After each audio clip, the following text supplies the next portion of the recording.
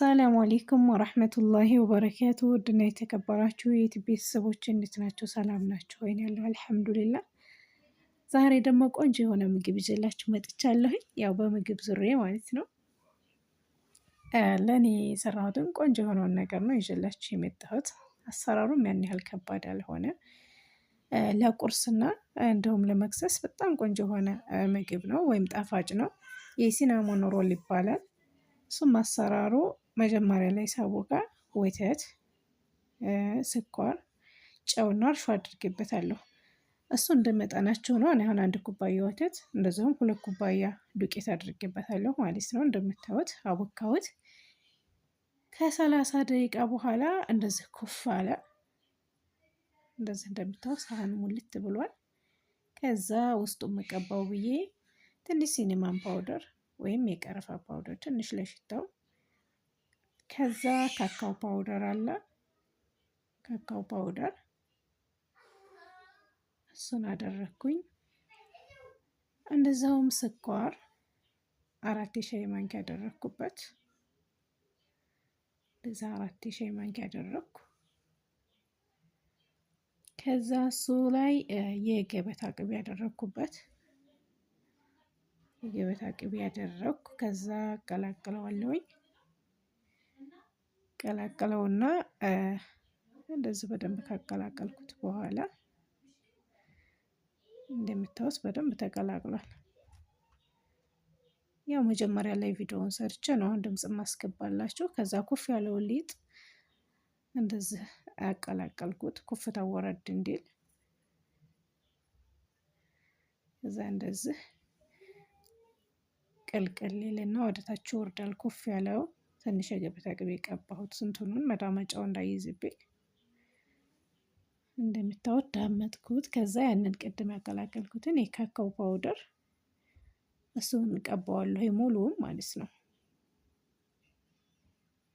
እንደምታዩት አድርጌ አቀላቅል እንትን ቀባሁት። ሙሉ ካዳረስኩት በኋላ ይሄን የተዳመጠውን እንጠቀልለዋለሁ።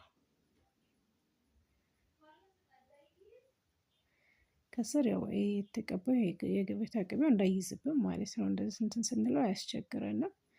ከዛ በመጠኑ ይቆረጣል። እንደዚህ ከቆረጥኩት በኋላ ቁጭ ነው የሚደረገው ማለት ነው። ከዛ ወደ ትሪው ላይ ማድረግ ጀመርኩኝ። እንደዚህ እንደምታው በጣም ነው የሚያምረው። ሲያዩት ራሱ ገና ሳይበስል። ከዛ እንደዚህ ከሆነ በኋላ ለትንሽ ለአንድ 15 ደቂቃ የሚሆን አቆይቼዋለሁ እቃው ላይ። እንደዚህ አቆይሁት። ኦቨኑ ዝም ብዬ ሳልከፍት ኩፍ አለልኝ። ኩፍ ሲል ለኮስኩትና እሱን ከዛ ዝጋ ከላይ ክሬም ማለት ነው። ክሬም ልሰራ ወተት አደረኩ። የኮርን ወይም የበቆላ ዱቄት አደረኩበት 2 ማንኪያ፣ 2 የሩዝ ማንኪያ አደረኩኝ ወተቱ ላይ። ከዛ ኒዶ አደረኩኝ 1 የሩዝ ማንኪያ። ከዛ ቫኒላ አደርግበታለሁኝ። ስኳር እንደዛው 4 ሻይ ማንኪያ ነው ያደረኩት። ያው እናንተ እንግዲህ ስኳር የሚወድ መጨመርም ትችላላችሁ የተወሰነ። ከዛ ትንሽ የገበታ ቅቤ ያደረኩበት፣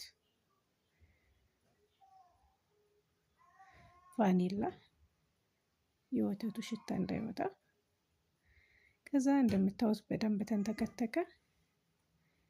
ምርጥ ሶስ ነው። ለዚህ በደንብ አቀላቀልኩት። ከዛ በሰለልን። እንዴት እንደሚያምር ያያችሁት ነው። ብሉይ ነው የሚለው። ከዛ ይሄን ሶሱን የማይፈልግ ወይም ክሬሙን የማይፈልግ ዝም ብሎ መብላት ይቻላል። እኛ ግማሽ ላይ ነው ያደረግነው። የማይፈልግ ካለ ብለን እንደዛ አደረግነው።